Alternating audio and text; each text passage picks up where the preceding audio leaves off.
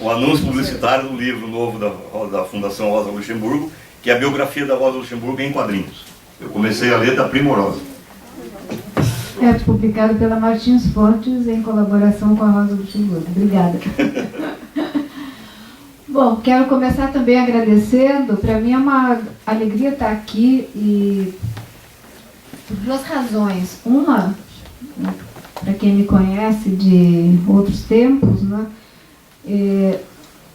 Eu não conheci o Vito, a não ser no final da vida dele, pessoalmente, mas sempre tinha ouvido falar dele pelo meu companheiro, que militou junto com o Vito, pai do meu filho, que já faleceu também, e que também foi membro da mesma organização do Vito, a Organização Socialista Internacionalista, a famosa OSI, cujo braço mais visível, estudantil, foi a Liberdade de Luta, da qual eu fui próxima quando eu vim para São Paulo, né?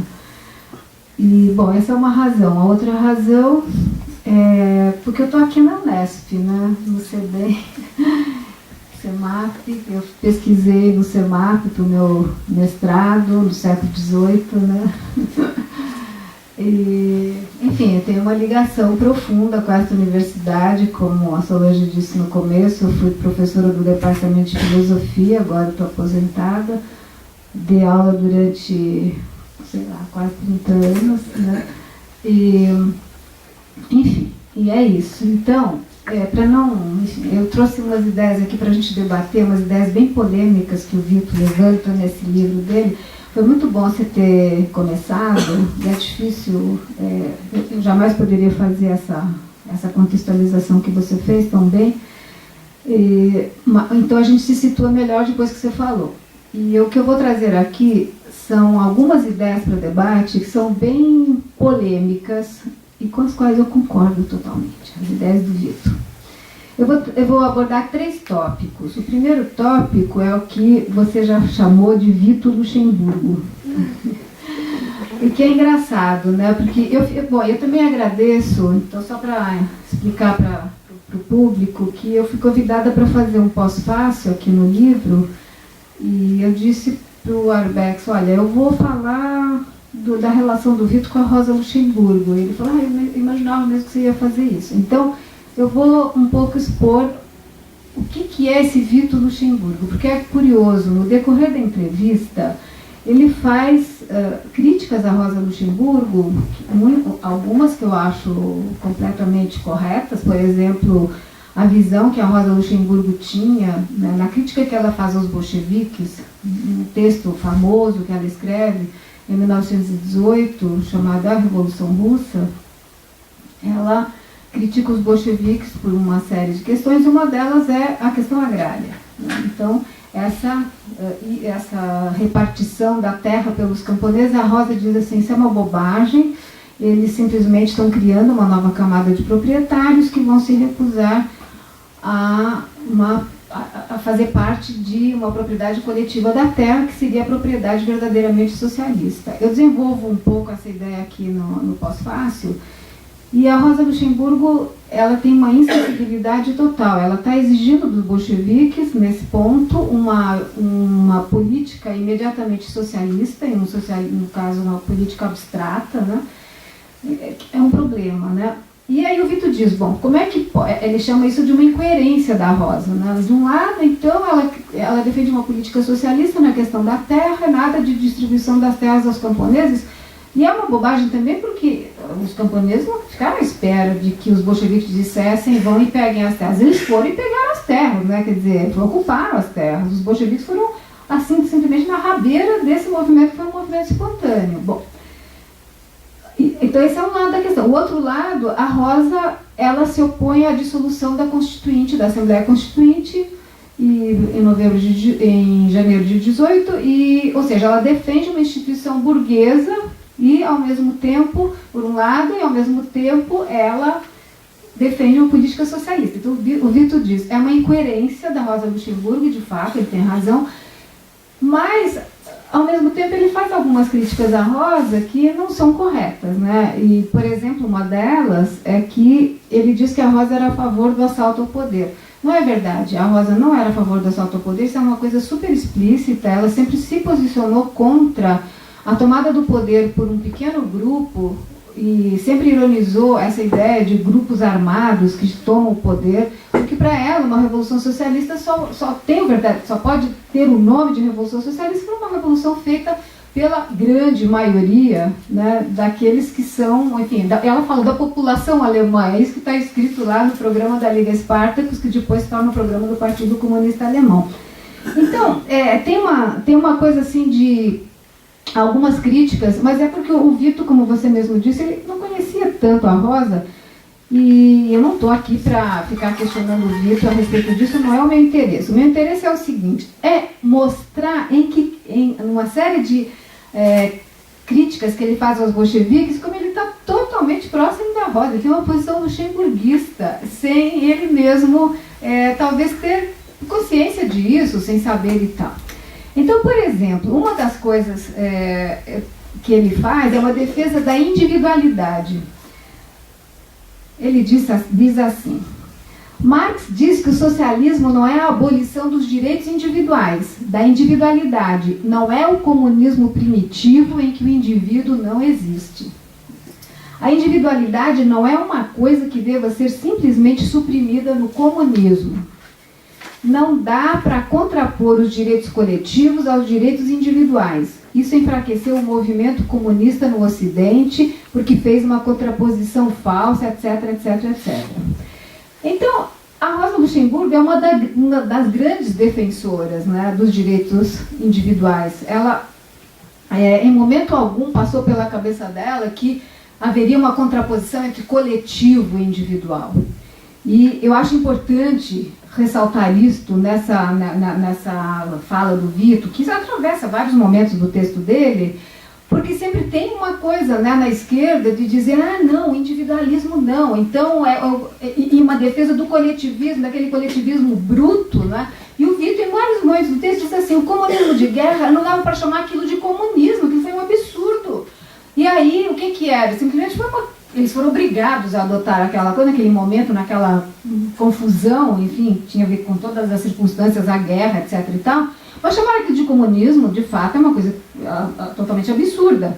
E é o que a própria Rosa Luxemburgo fala dos bolcheviques. Ela diz o seguinte, bom, eu vou fazer uma crítica, ela faz uma crítica de companheira de caminho, mas ela diz, o que vocês conseguiram fazer aqui, isolados do resto do mundo? Vocês conseguiram simplesmente estabelecer rudimentos de democracia e de socialismo. Isso não é o socialismo. É verdade, tem que reconhecer isso. Então, o que eu achei interessante no Vito, eu não sabia, porque para mim, assim, como eu não conheci, que nem vocês conheceram, eu sempre temo, né, da parte dos militantes de esquerda, trotskistas, bolcheviques, que vêm defender coisas que não dá mais para defender. Então, quando eu vi essa entrevista, do jeito que ele vai fazendo críticas, e no fundo autocríticas também, deve ter sido difícil para ele, né?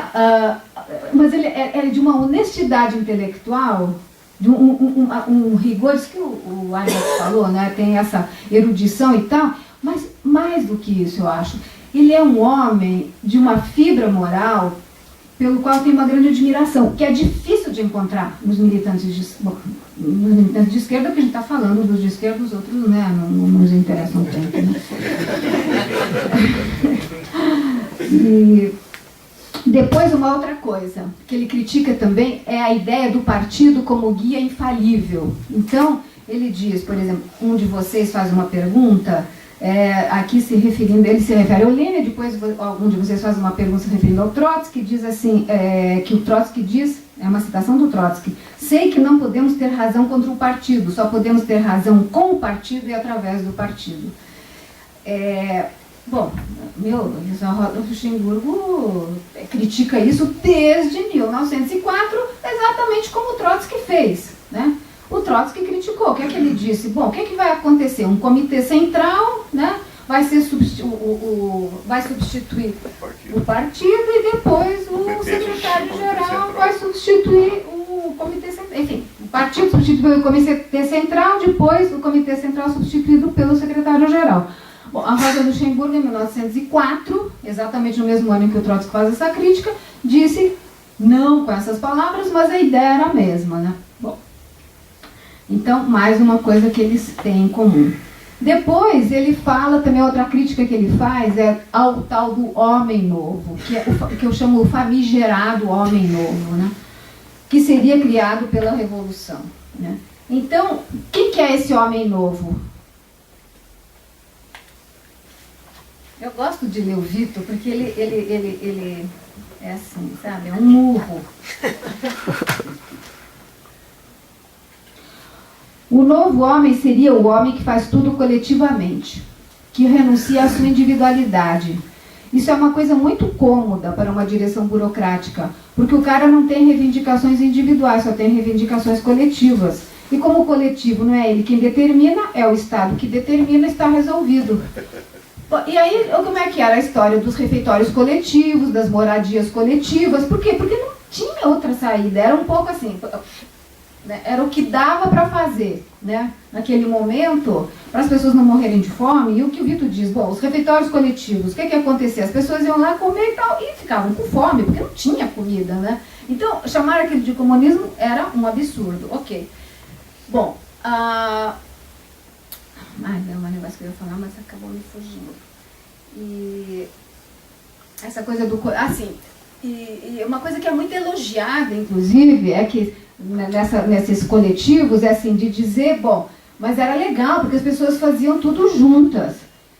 Mas o problema é que elas não faziam juntas de livre e espontânea vontade, é porque não tinha outra alternativa, era aquilo que estava posto, não é? Então, no caso das moradias, né, de ter que repartir as moradias e tal, como assim, não é? Quer dizer, achar que isso é um progresso em relação àquela vida anterior, é um progresso na medida em que você destitui de direitos as elites dominantes, etc, etc, mas...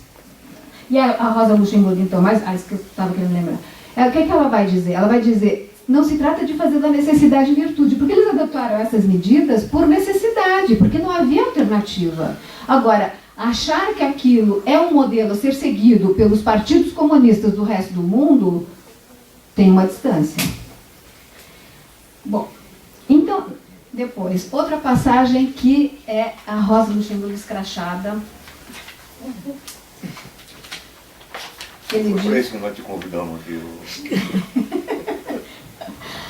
Se tem que indicar o caminho e as massas são contra, está perdido, porque aí tem que organizar um aparelho repressivo. Está perdido, então não vou ser contra a revolução. Se tem que impor a força, a nova sociedade já está bichada na origem. A nova sociedade não pode ser imposta à força.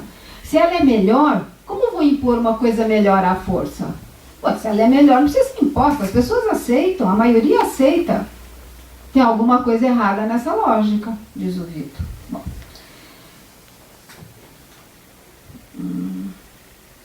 E também ele diz outra coisa, que o Trotsky esqueceu o que escreveu em 1904. Ele virou ultra-bolchevique, ele ficou mais realista que o rei, né? E vendo no partido o instrumento fundamental do processo revolucionário. Né? Eu propus tirar essa parte do livro, mas perdi a voz.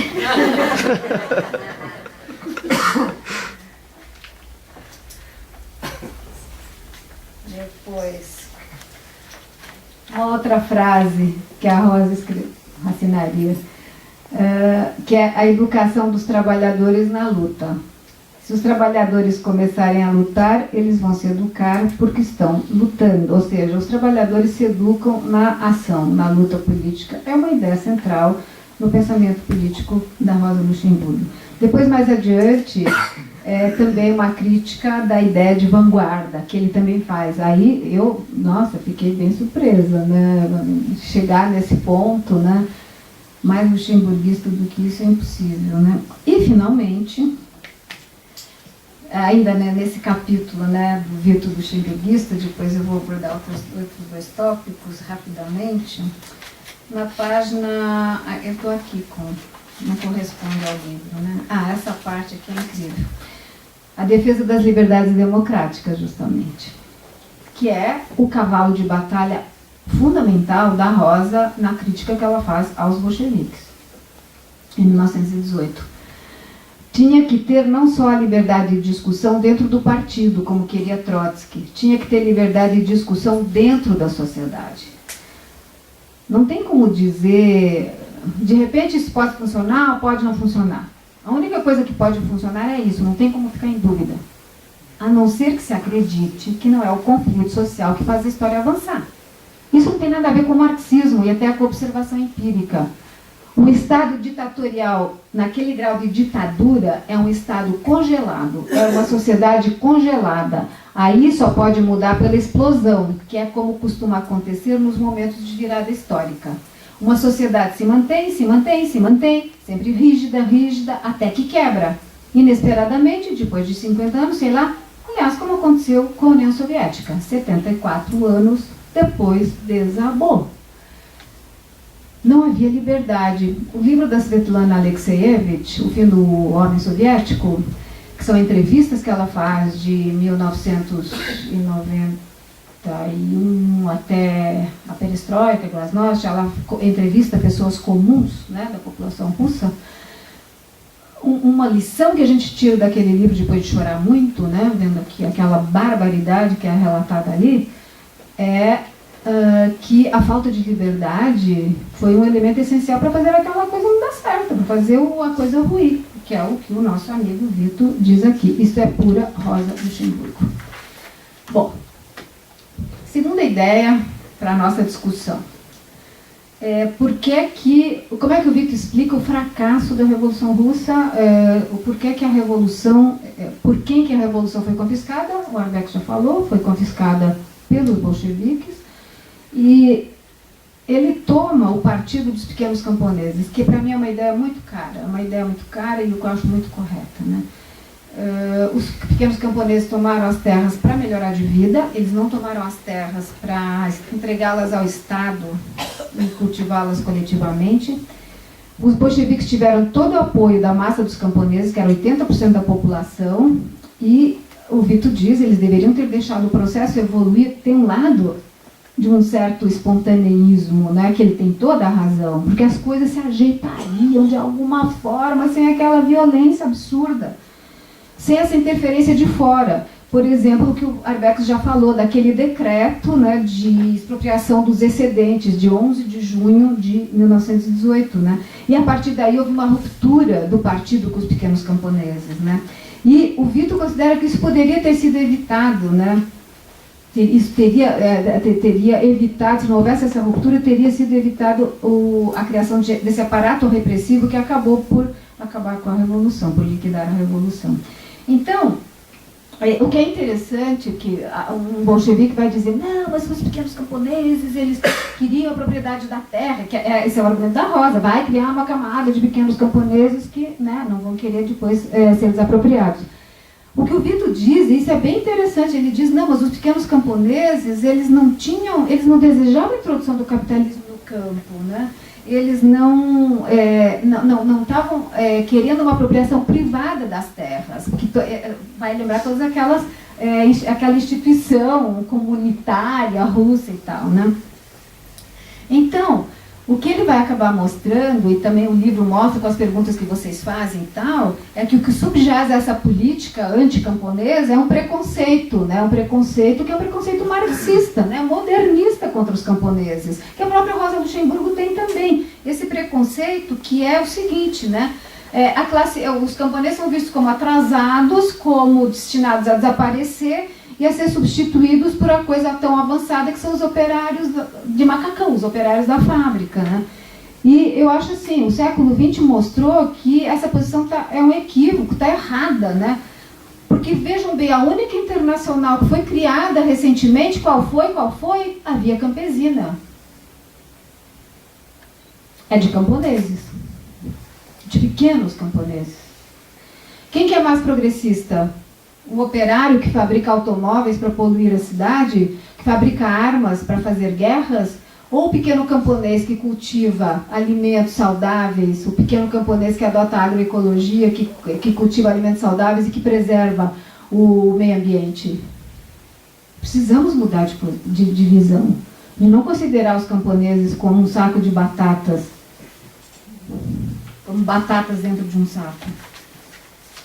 Então, esse lado do Vito, eu assino embaixo, é isso mesmo. E eu estava lá na USP, no evento do Codiola, eu fui ver a palestra do Ariovaldo, do professor da geografia, Ariovaldo Undelino, e ele fez todo um histórico da questão agrária na Rússia para concluir que se os camponeses não são levados em consideração, os pequenos camponeses, a revolução paga um preço, né? E o fim do socialismo na União Soviética, segundo ele, é uma coisa para debater, né? Se deve que os camponeses fizeram uma oposição silenciosa à revolução, né? Ou seja, eles não produziam comida. E é o que a gente podia chamar de operação tartaruga ou de, sei lá, desobediência civil, alguma coisa silenciosa, sabe? Aquela coisa, tá bom, vocês querem nos confiscar? Então confisca, mas a gente não vai fazer. A gente não vai colaborar com vocês. E aí se ferraram, né? Bom, e o último ponto que eu queria levantar aqui é uma pergunta. É possível ser trotskista ainda hoje?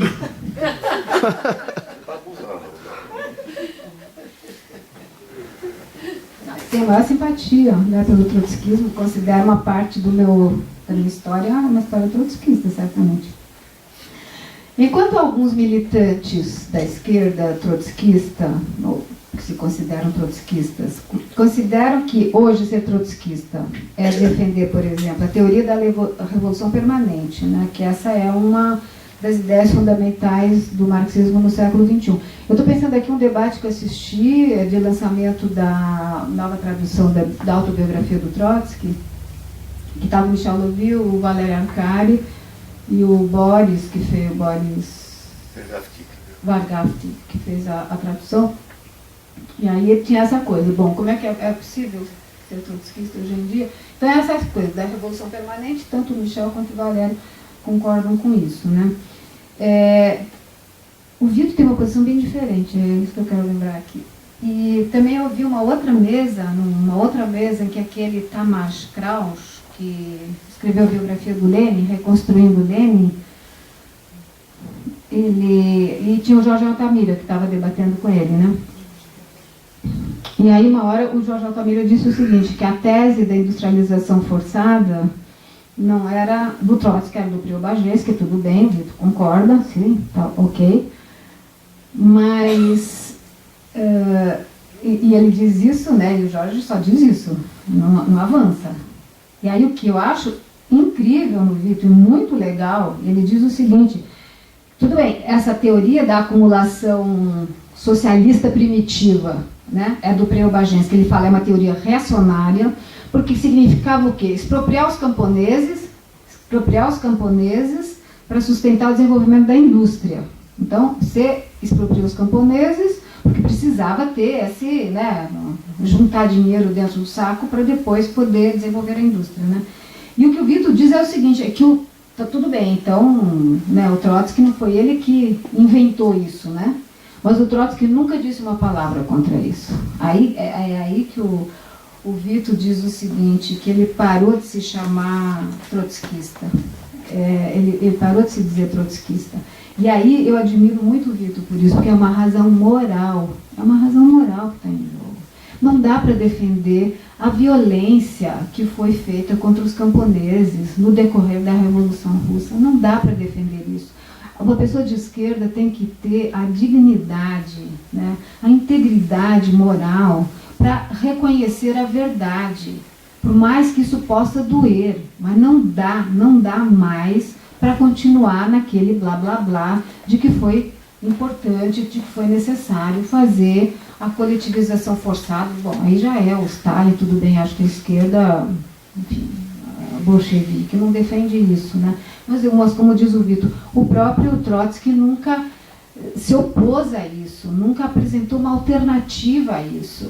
Então, de certa forma, colaborou, né, para que aquilo, né, pelo menos intelectualmente, para que não fosse feita uma crítica mais fundamental, não estou terminando, é isso, mais fundamental esse processo, né? Então, eu não sei, eu acho que é difícil, ou seja, se alguém se disser trotskista, é a mesma coisa que se dizer comunista ou socialista, você precisa dizer sempre qual é o seu comunismo, qual é o seu socialismo, qual é o seu trotskismo, não dá mais para dizer assim ingenuamente, como se não tivesse um problema aí por trás, né? Acho que é isso. Então, gente, é um pouco por aí. O Vitor é muito provocativo, ele é muito... A gente aprende muito com ele, vale muito a pena ler. E está aberto, então, agora para discussão. As questões foram colocadas, vamos tentar polemizar, enfim, discutir e avançar a nossa discussão aqui hoje, tá bom? Obrigada.